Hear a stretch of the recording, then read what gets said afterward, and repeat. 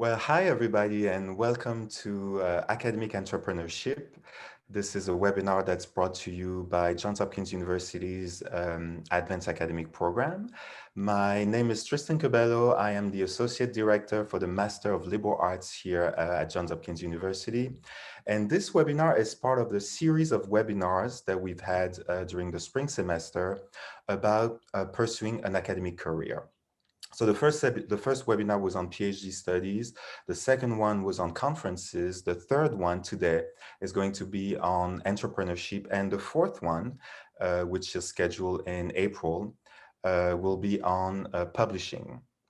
And so today we are welcoming Dr. Kimberly Rose Pendleton, who is a gender studies and American studies scholar. She received her PhD from George Washington University in American Studies, and she's also an MLA professor.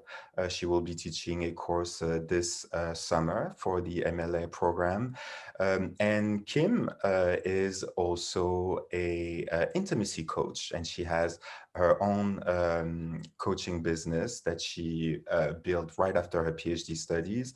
And so this conversation is going to be very inspiring to a lot of you and to me, because Kim is going to share her knowledge about how to build a business based on the academic knowledge that you have acquired at AAP or further on in your PhD studies, and how to be a successful academic entrepreneur.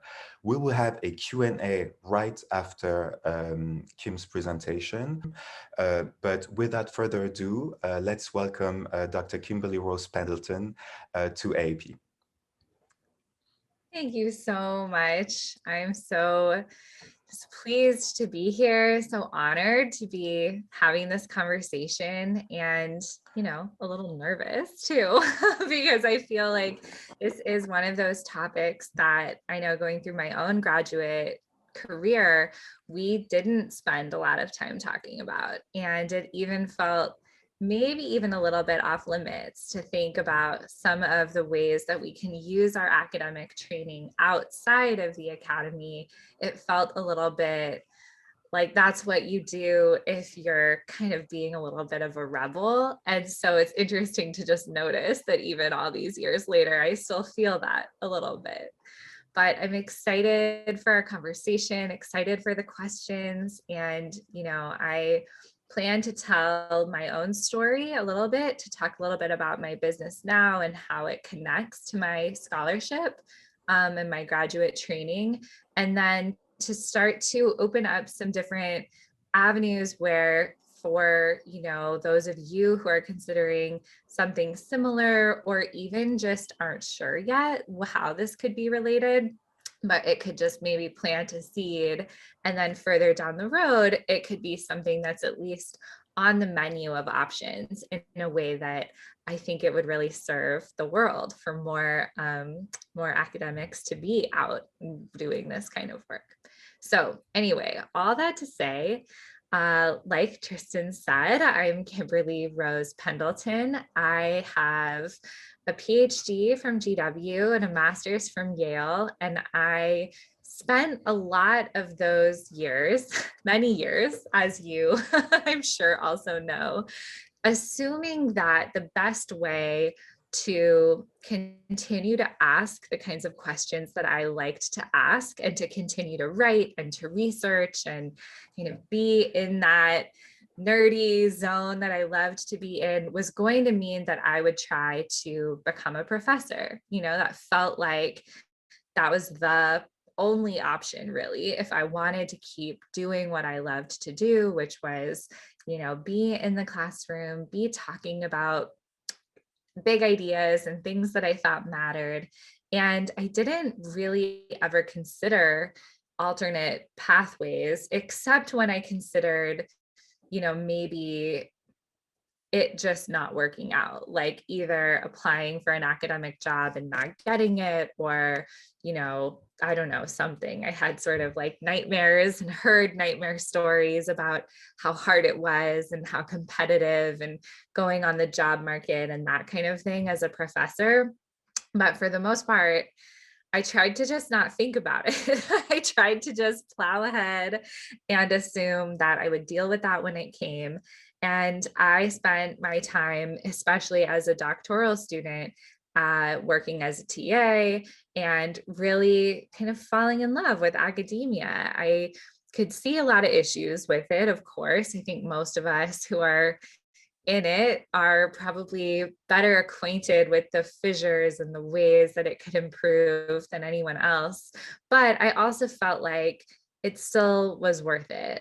I loved school and I loved universities and I loved being a PhD student. And I felt lucky to even have a spot where I could teach and have a stipend. And even though that wasn't a huge amount of money, and I'm going to talk more about that actually in a second, it felt so lucky. And I knew that I was lucky. And I knew that a lot of graduate students, especially in the States, don't have that kind of opportunity and end up deep in debt. I'm going to talk about that a little bit too, actually. And so I was really hopeful and I was really clear. And then I was moving through, especially the later part of my PhD, and I had passed my comprehensive exams and I was moving into the dissertation writing stage. And I had this idea to start taking some of what I taught in school and to share it with a small workshop, especially thinking, oh, maybe, and this was in the summer when I needed money and I didn't have my stipend. I was thinking maybe all my friends and I could take our work and what we do and what we teach, and maybe we could like present it at a bar or coffee shop to people who aren't in college anymore or didn't get a chance to study. I was teaching women's studies. It was like, I feel like I know women who would want to take a women's studies class, but they skipped it in college or for whatever reason, they didn't do it. I feel like they would maybe come to this. And I started to put together this little business. In fact, I actually asked different people that I knew to come do it with me, including Tristan. And we had this incredible experience of trying to almost, at least in my mind, this was what the goal was, almost democratize the academy a little bit. We called it Little Academy.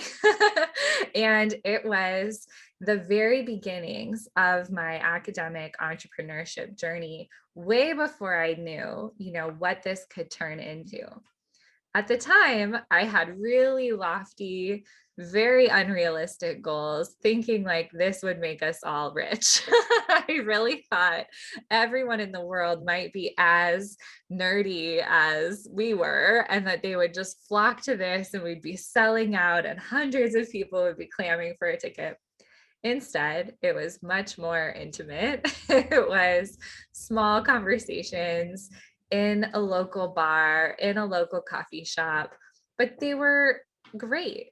It was so great. And it was a really unique opportunity to see that we could take what we knew and what we were teaching and learning, and even what we were most passionate about. So many of us, either if we were already professors or we were graduate students, we had some moments where we were able to teach and talk about our favorite thing, but then a lot of moments where you were teaching an intro class or teaching for someone else, or you just got assigned to something. And Little Academy was this opportunity to take only your favorite part and teach that. You could teach about French film, or you could teach about the history of women in punk in DC, which was one that I taught, and really go deep. And then I had, the idea to pair it with cocktails and to sort of turn it into this evening. Well, the long story short is that we had a lot of fun. We did not make really a single dollar. In fact, I think it may have cost me money to run it, but it was such a window into what was possible. And it got our wheels turning, especially mine, and thinking about some of the ways to maybe bridge the gap. I had started that in a way to fill to fill a need, at least that I felt, about not having enough money while I was a graduate student and wanting to do something that still felt kind of fun and exciting, in addition to, random other jobs that I worked at the time. But then as I got closer to actually finishing, and then when I graduated, it just started to feel like building on that initial idea could turn into something a little bit bigger. And that was when I kind of discovered the world of coaching. I knew a little bit about it. I knew a friend or two who had a life coach or like a wellness coach. I think the first time I learned about a coach, it would have been on Gilmore Girls. They're talking about Oprah having a life coach, and I think they're pretty much making fun of it. But still, there was like this seed planted, and I started to explore it and decided to kind of in secret get a coaching certification. You actually don't need a certification to become a coach. You can just say that you're a coach. That's really all it takes, kind of like magic. But having a certification does help. And it can be nice to know a few tools so that you know where to start. And even though I didn't see anyone else doing this, I had this idea of kind of combining this thing we had already tried of Little Academy and taking our academic subjects and sharing them somehow with the world, and this other kind of entrepreneurial side of things that I was seeing where individual people could sort of set up shop and you could pay to talk to them and you could pay to ask them questions, and they could be somewhere in between like your therapist and your tutor and a little bit of like a mentor in this like official capacity. I didn't really know what I was going to do with it. And I told myself that it would just help me be a better teacher, right? Like, who couldn't use a little bit more scaffolding around the way we show up, the way we are for our students? I didn't get a lot of training in how to be a good professor, except just from watching how other people did it. And so some of those coaching questions from that coaching training were a little bit more about helping people set goals and uncovering what they really wanted and sort of getting at the heart of what they were really saying. I layered on a little bit of specializations in trauma. My dissertation had been about trauma, so it felt helpful to kind of go more deeply into how do you talk with people about this rather than just write about it. But I still didn't really know like how all the pieces were going to connect or what to do with it at all. And then I decided to just try it. To say that I was a coach, I was terrified of anyone I knew from school finding out because I had this idea that they would all think, kind of, who does she think she is to start coaching or mentoring? She doesn't know that much about what's going on. But I realized that I could kind of combine that initial impulse to share what I had been studying and teaching with some of these coaching skills. And that there was actually a whole world of people, especially in my case, I worked with women as a women's empowerment coach at the very beginning. This whole world of women in my community who were never going to take my women's studies classes. And they actually would rather have access to some of these kind of histories and deeper conversations. And this was going to be actually the only way to do that. So I made a little website on WordPress. I was scared of using my own name, so I came up with a name for my business. And I started to see clients, which was still very scary to call them rather than students or anything like that, at a little cafe. And it was really an interesting beginning because immediately I felt connected and I felt inspired by this. It felt like, oh my gosh, I have so much to say actually, now that we're here and now that I'm face to face with someone and they're asking questions about why, day-to-day parts of their lives are feeling so intense or oppressive and they're not sure what they want to do. And maybe they want to go back to school, or maybe they want to change careers. And it's almost like all the nervousness that I had, like, am I really allowed to do this? is someone really going to pay me like just to talk to them about what I think and what I know, started to melt away because I actually had a lot to say and I knew how to listen based on all of those years of teaching. And I also knew how to bring in some stuff so that they didn't feel so alone. So, with women's empowerment in particular, I was finding that when my clients had histories with trauma or something around their relationship coming up, something around their career and how to balance like being a parent and having their own job, there was this part of me that could listen in and use the coaching skills I had for my certification and like all that stuff.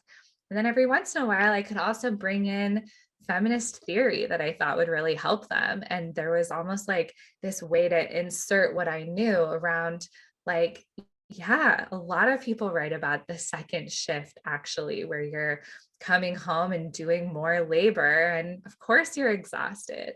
Or bringing in what I had studied around trauma and sexual assault. And when my clients were starting to say, I feel like my body still remembers this scary moment, even though now I'm in this relationship and I'm so safe. And I could say, like, yeah, that makes sense. This is what scholars think about that. This is why this is happening. You might even like reading this and just feeling less alone. So one thing led to another. And I actually got to a place where I found that the work that felt the most, in a way, the most academic was more of this entrepreneurial stuff where I could write what I wanted to write.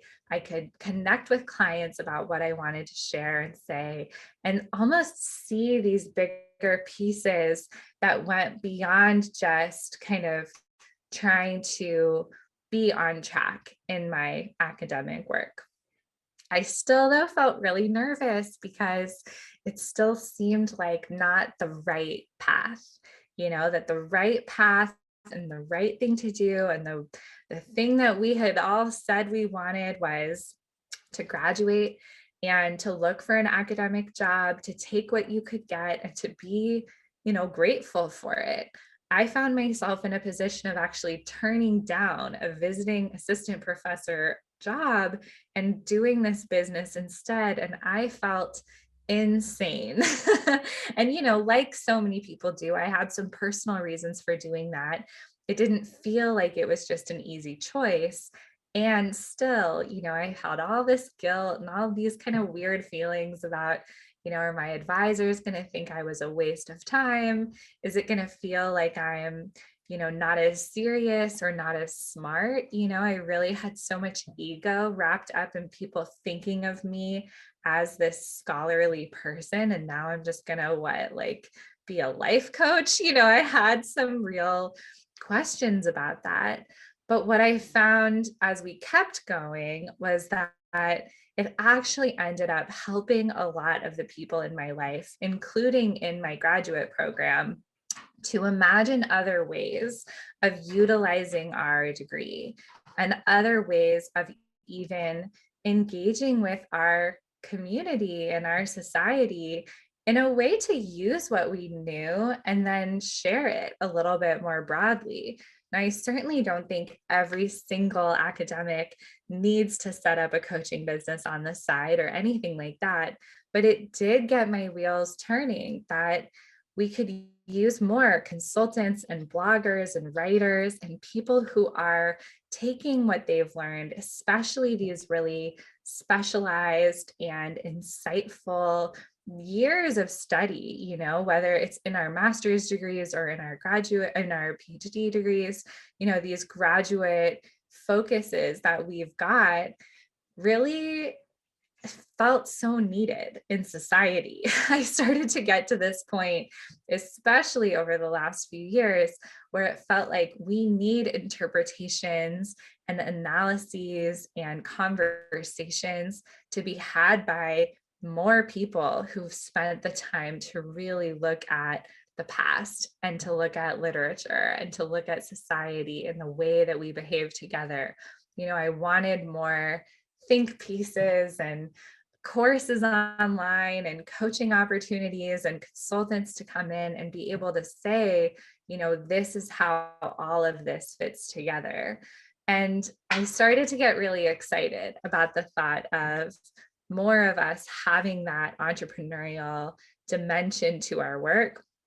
For some people, I think it is going to mean it's just on the side, that you've got that more traditional academic job, but that you're also writing on Medium or getting published in Huffington Post, or kind of stepping into that role of the kind of public intellectual. And I think for others of us, including for me, it's going to mean that our vision for what you can do with a doctorate or what you can do with a master's is going to just continue to expand. Because I find more and more that my clients and even my community at large, people who aren't clients, but who are just following along, they're actually deeply craving that rigorous kind of conversation that we get to have in academia. And for the most part, when people aren't in it, they don't, they're lucky to get a really thoughtful editorial piece, or, maybe to have a good book recommendation. But for the most part, that kind of public intellectual figure, that thought leadership piece is missing for a lot of our community. And I actually think that we can consider entrepreneurship to be one way that not only can we, have our own needs met and actually like make some money, maybe get out of the debt that our education could have hoisted upon us, but actually also step into that role of guiding society a little bit, or at least offering different questions so that we can take what we learned and bring it out. For one kind of anecdotal example, over the summer in the coaching industry, in the wake of everything that was going on around Black Lives Matter protests and people getting involved, I saw that so many white coaches who looked like me were kind of trying to start reading Kimberly Crenshaw and Audre Lorde, and they really wanted to be well versed in intersectionality and critical race theory. And of course, they had, kind of no idea what they were doing, which makes sense. How would they? And it was really, really helpful that I'd had a lot of training in my own graduate degree, and that a few other people that I'm connected with were kind of straddling that same dual reality of academia and coaching, including a few women of color who I work with who take that on as their coaching work. And we could all step in and be like, okay, let's share what we've learned about this. And it's just one moment. And I know not everyone's got kind of the same access to a knowledge bank that's going to then turn into this kind of political moment that we need right away. But it felt like such a good example. People need help from the people who've spent all this time working with texts and studying them and really getting to know them. And, I think we all know this about theory, but it's not always super accessible if you haven't had someone help you understand it, if you haven't spent years getting intimate with it and being kind of right in the mix and in the conversation. You can probably imagine some of the things that you work on or the classes that you've been the most interested in, and the ways that people around us could really benefit from knowing more, whether that is theories about capitalism or travel and tourism or film and, the gays or anything like that, that we almost get to take for granted, that we get to have these big conversations, and not everybody does. So that's kind of the big picture overview. My business now, Uncover, is one where I train other coaches, I coach my own clients, and then I've got a little team that helps run, live programs, and then also some that are recorded. And I really blend my academic work with my kind of life experience and what I learned in my own trainings, and kind of mix it all together. And now I really love helping other people do the same thing, whether it's friends from academia who kind of want to apply this and do something of their own, or it's clients who just, they want that kind of advice or space, but from people who kind of know what they're talking about. And I think that's where all of you could come in if you wanted. So I see that there are some questions, and I see, let's see, there's a chat. Yeah, feel free to start asking your questions. I'm happy to go into more detail about anything. It is called Uncover, so I'm like an open book, but Yes, so thank you so much, Kim. That was absolutely wonderful, and your story is, I know, very inspiring to a lot of students who have already asked a question. A couple of questions for you first. You talked a lot about the guilt that you felt after leaving academia. And so, as you know, here at AAP, we have students in a wide variety of disciplines: communication, environmental sciences, government, and so on and so forth. And so I think that when you set your mind onto a career, whether that be in communication, marketing, government, or as an academics, there's always, some guilt associated with that if you don't follow through. And it's especially strong, as you know, in academia, where, academia resembles a cult in many ways, where, there are codes and values and discourses that I think nobody outside of academia actually understands. Um, uh, how did you get over that? How did you get over that guilt? that's such a good question. And I love the way that you're kind of reminding me and bringing us into the reality that, like, it's so easy to slip into that almost no matter Yeah. what industry. There's that sense of like, oh, I'm like not following the rules. Mhm, That was mhm, a mhm. big feeling that I had, especially, and this might not be relevant for anybody else here, but especially because for me, I went into intimacy coaching. And so I was like, putting pictures of myself on the internet and like lingerie. And it was like, wow, you really are not supposed to do that if you're like applying for tenure, like Mhm, mhm, that mhm. idea, even in women's studies, even with how kind of sex positive and liberal my departments had been, it still was going to be weird, if they found that. And, I think there's both a positive and a negative way that that guilt started to dissipate for me. And the negative was actually that I started to get angry at academia first. It was like, you know what? There are no jobs, there is no security. There is this sense in which, as a graduate student, and then all the way up through, I was watching labor be made more and more precarious and more exploited. Mhm. And I started to feel like, why should I have an allegiance to this system, this industry that doesn't seem to have any allegiance to us? One of the pivotal moments, which is so, it's just kind of interesting timing, because it was right as I was finishing, I was about to defend my dissertation and like wrap everything up. And one of my advisors left the school and left academia actually altogether. Mhm. And Mhm. that in and of itself was like kind of an interesting moment, because I was watching him navigate, like, should I go somewhere else? But then I watched the school take that job that had been a full-time professor position in our department and chop it up into 3 adjunct positions, so that each class was just taught for like $3,000 or something at GW, Mhm. Mhm. and no health insurance, like nothing. And I, of course, I know there's so much behind the scenes that I don't know about, but I do remember watching that and being like, I don't feel guilty anymore for teaching my own classes online. Like, look at what's happening. Yeah. Yeah. Even if we wanted to stay, so many people couldn't.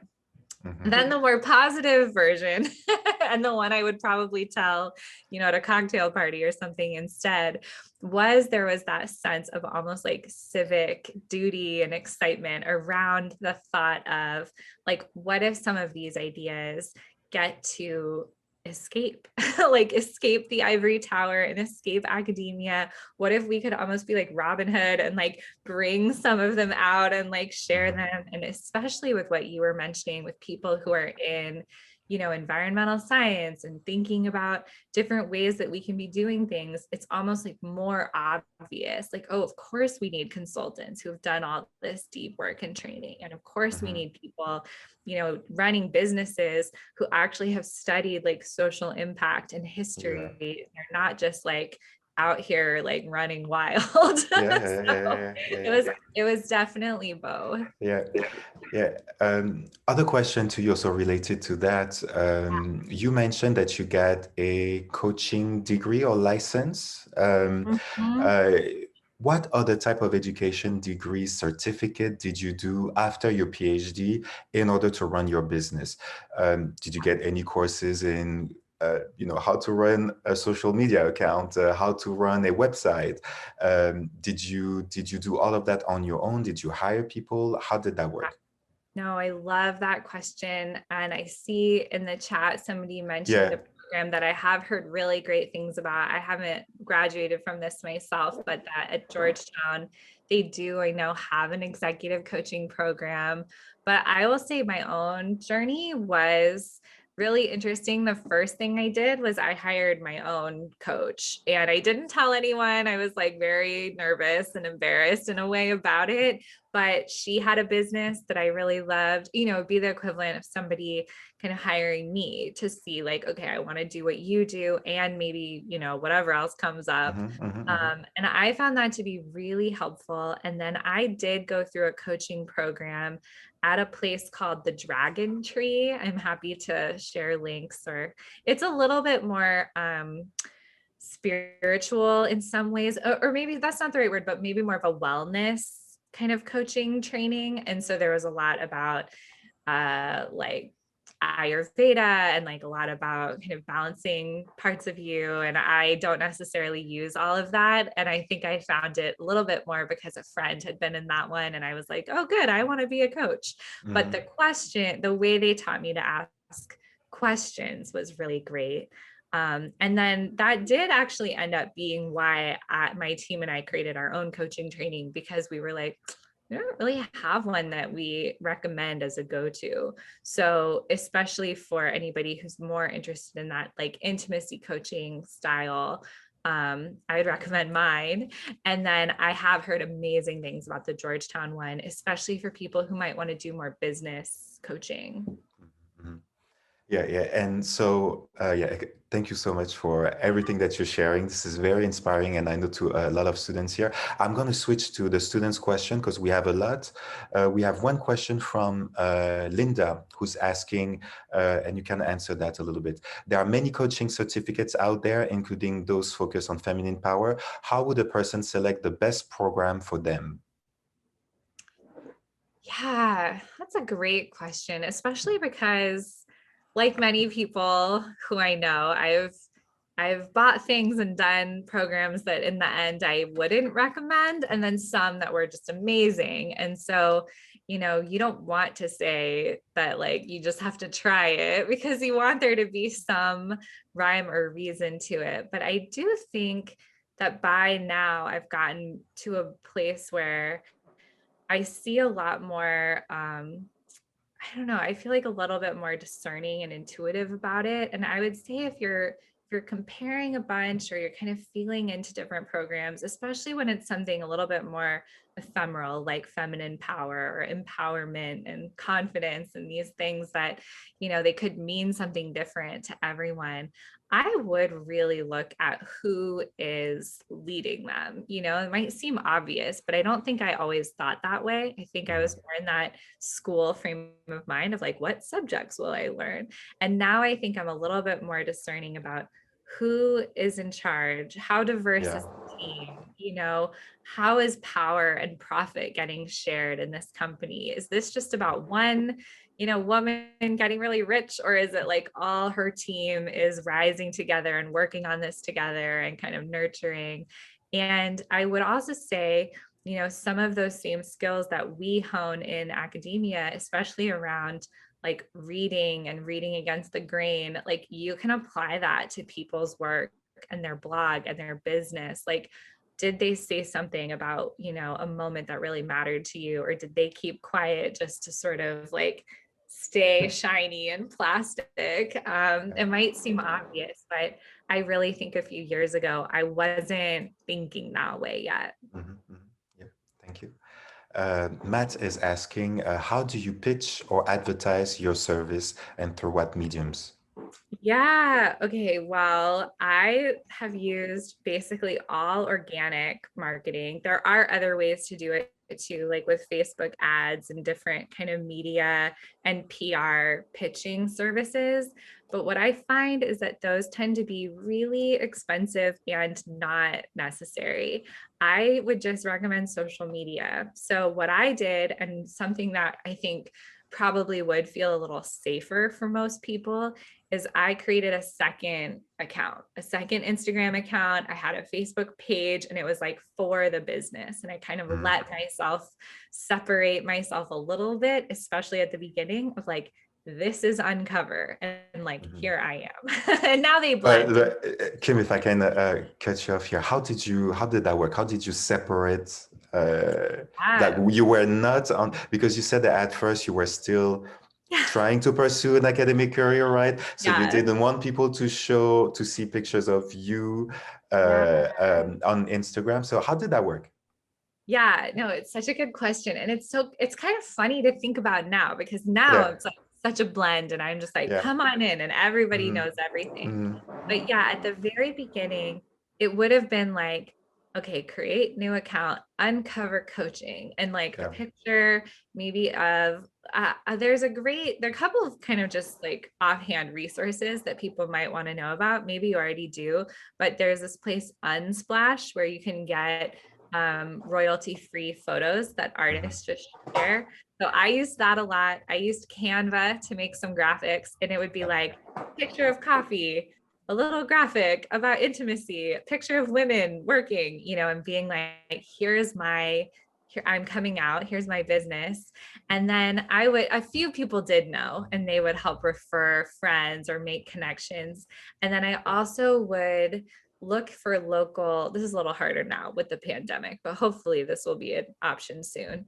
Look for local opportunities. So for me, a local art studio was really instrumental, a local cafe where they would Yeah. let me put up flyers and host classes and that kind of very organic work.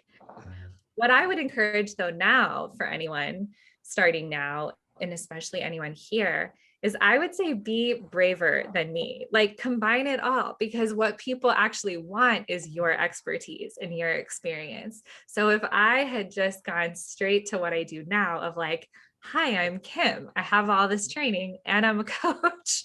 I could have shaved years off of that process. So either direction is okay. But if you feel like you can just kind of soothe the part of you that feels nervous and put it out there to the world, what I have found is that people I would never have expected to care are becoming clients. My mom's friend's daughter, Yeah, people yeah, are yeah, yeah, yeah. watching. And so I would recommend to use your personal channels. And even if you do create one for your business, to share it on your personal channels because you just never know who Yeah. needs you. And Mhm. I have actually been really encouraged by Mhm. that. Mhm. Thank you, Kim. Another question by Brian. Describe how you define your target market. And Brian also mentioned that it seems that your market has evolved over time. Yeah, that's a great question. I will say that it's evolved because I at first kind of felt only qualified to talk with people who maybe were a few steps behind me, like on the same journey. So, like, I had been divorced, I had been in graduate school. I was like, well, I could talk to people about those two things, maybe like one Mhm. other thing, but it felt very narrow. Like, I could really only mentor people up to the point I had gotten to. And then I started to get inquiries and kind of clients who wanted more, even if they were parents and I wasn't, or even if they were whatever, doing something else. And I started to realize, like, oh, it's just about asking the right questions and sort of being here holding this space. I could actually coach probably anybody because it's not about me, it's about them. And that was a big switch where I realized like, oh, my target market could just be who I would have the most fun working with. And so now I work with men and women. I used to only work with women. And I love working with people on building their own businesses, on building their own relationships.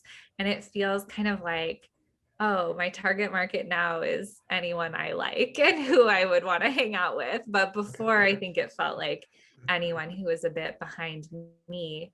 One thing I'll also add, because I could imagine this being more relevant to some of you. So if you want to go the more personal coaching route, this is what I've done. But for a little while, I did also do workshops for corporations that were more kind of like wellness workshops or vision board workshops or that kind of thing.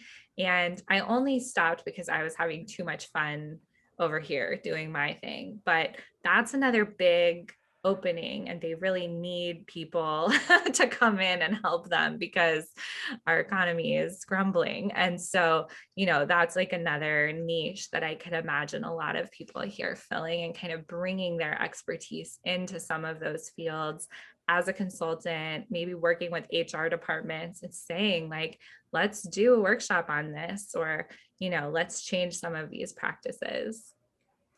Yeah, David has a very good question here, very technical. Okay. How do I file to make an entrepreneurial business? Would this be a for-profit business, or is this considered consulting? Yeah, that's a great question. So and I see one other about liability. I think I can Yeah, answer these together, yeah. because what I did was I formed a limited liability corporation, so an LLC, and it's really easy to do that. And technically, for tax purposes, you don't need to. You can just operate as a sole proprietor. If it's just you, all you have to do is just report the income that you make if it's over $600. But I liked being an LLC because of that liability, because I am talking with people about some more kind of personal stuff. It just protects you. It means if anyone, and this has never happened to me, but if anyone ever did try to sue or to say like, you're my coach and like I still got sick or whatever, that then your business is a separate entity from you. And so I used LegalZoom to make mine. I now have a lawyer who I talk to about any kind of bigger thing, because I ended up hiring employees and I wanted to give them healthcare and like that kind of stuff. But for Yeah. years I didn't. It was just me and my computer and my LLC status, and like that was it.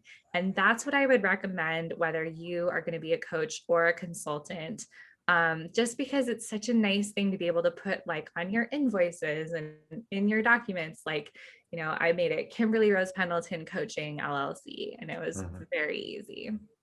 okay. Nina, we have a lot of MLS students tonight.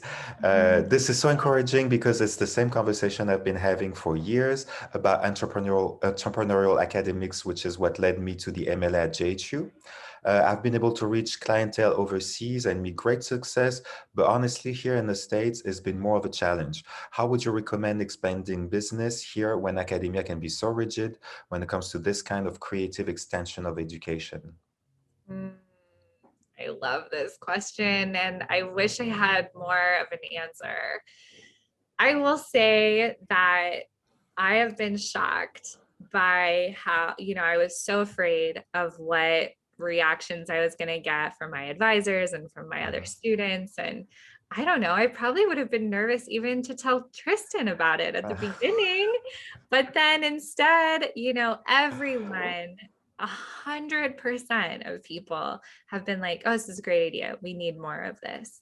And I could be just lucky, I think I was in a great department. Not everyone can say that, although hopefully everyone here can. And I had great friends, but I do think more than ever, people are craving more options. And I think that in academia, there is a sense of the looming crisis that we're creating as we give more and more people degrees and we don't have tenure track jobs for them. And so I really do think it's up to us, if we can, to create some of the conversations about filling that gap with these other options. And so I would be loud about it and I would talk about it. And, I'm happy keep talking about it with you. Like, let's make them all talk about this, because this plan that we've got in place right now, where like there's only one option, but even that is not really available, and like old professors aren't actually retiring, and like even when they do, we're chopping up their job into precarious labor. It's like, okay, well, we got to change something. So, Nina, maybe you can be part of that, and maybe I can too.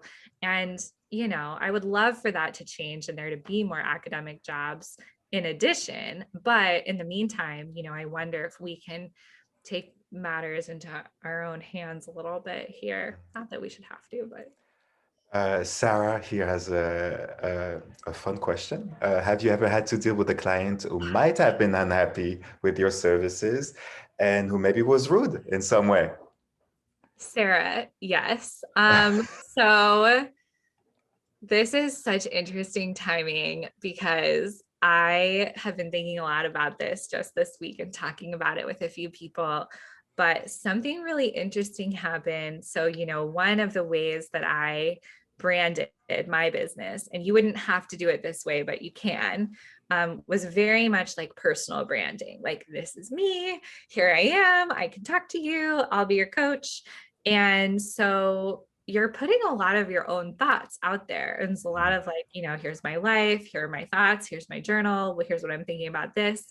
And over the summer, I posted a lot about Black Lives Matter, but one day I posted the Ben and Jerry's anti discrimination statement. And one of my clients got so mad, because the Ben and Jerry's statement had, it was kind of crass, whatever. They're an ice cream company. They were like, we have a new flavor. It's called Fuck the Police or something like that. And it was like, it's blueberry. It was like, hilarious. But my client was really upset. She was not happy with my political beliefs. And she actually tried to get her money back from what she had paid me. And then PayPal, which is who I use for people to pay me, and that's what I recommend still, even though this happened. But they put out like a freeze on my account, and I didn't know what to do. And I was so nervous. And then that was when I connected with my lawyer, who, happy to pass on in case anyone ever needs in the future.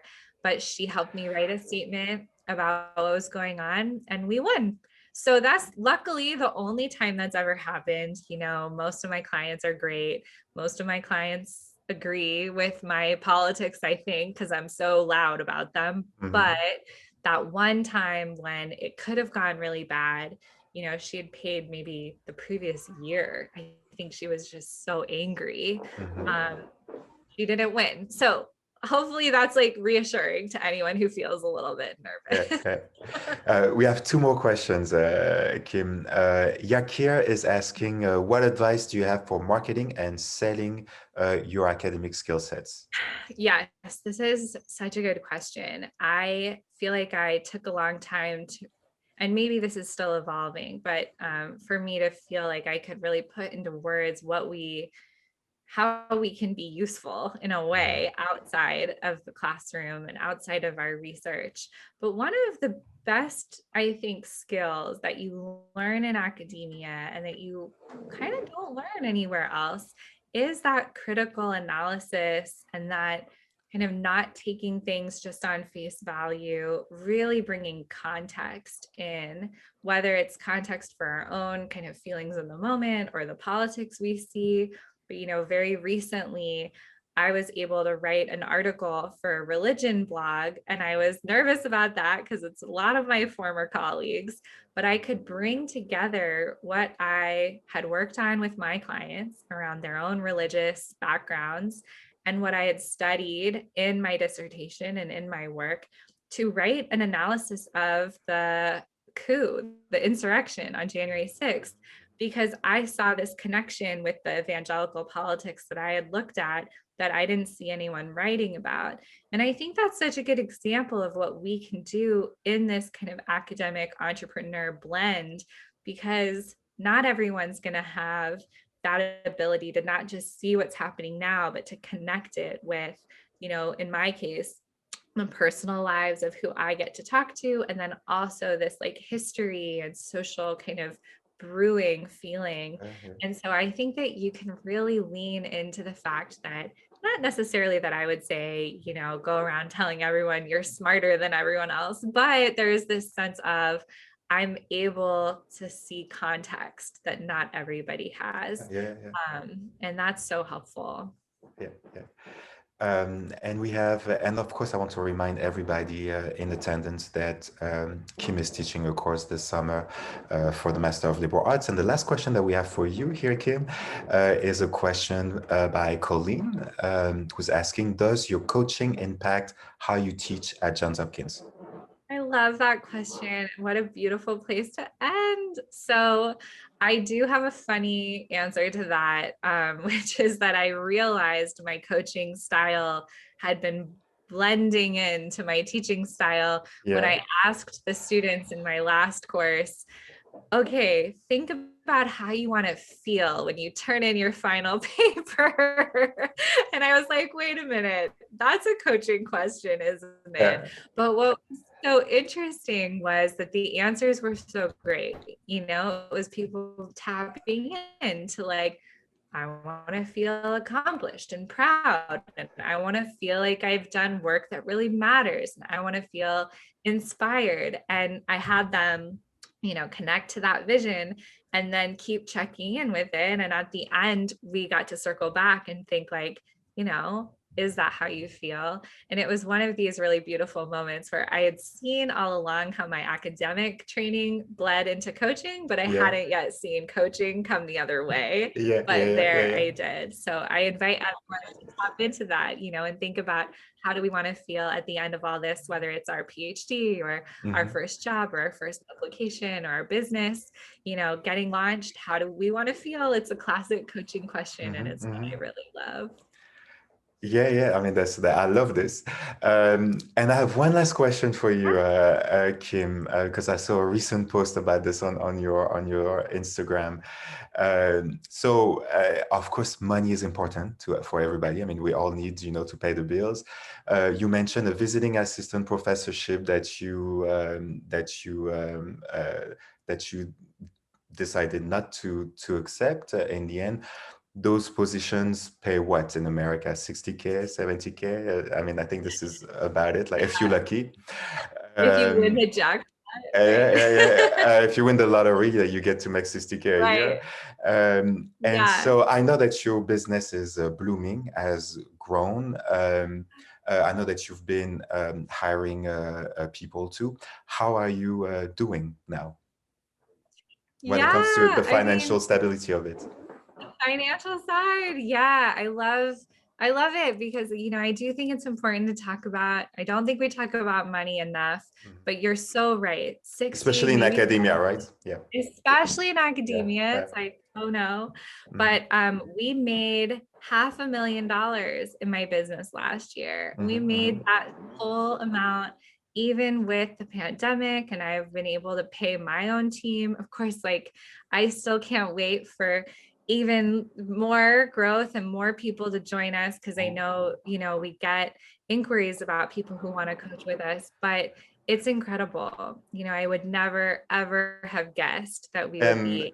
And that visiting assistant professorship was what, 4 or 5 years ago? Okay, so in less than 5 years, you've been able to go a long way, right?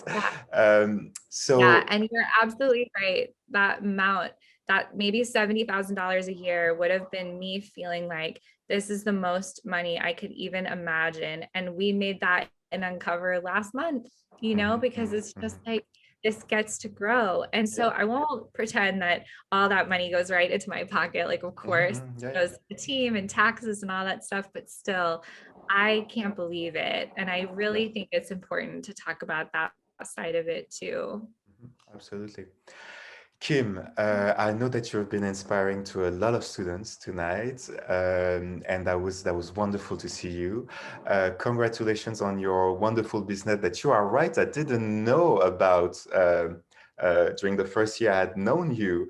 I learned about the business way later. Yeah. And also to everybody who wants to attend Kim's class, remind me the title of the course, Kim? For the summer, I think it will be the shape of things Yeah, the about shape of things. embodiment. So that would be so lovely to have any of you join. Yeah, and Kim is a wonderful professor, as you can see. So please do register for Kim's course, and of course, email her if you have any questions about shaping your own business. Okay. We will see you. This recording will be available to you on YouTube, and you will receive a link to the recording sometime this week or next week. And don't forget also to join us for our final webinar on academic careers, which will be on publishing next month in April. Thank you for joining, and we will see you very soon. Thank you, Kim. Thank you so Thank you. much. Thank you.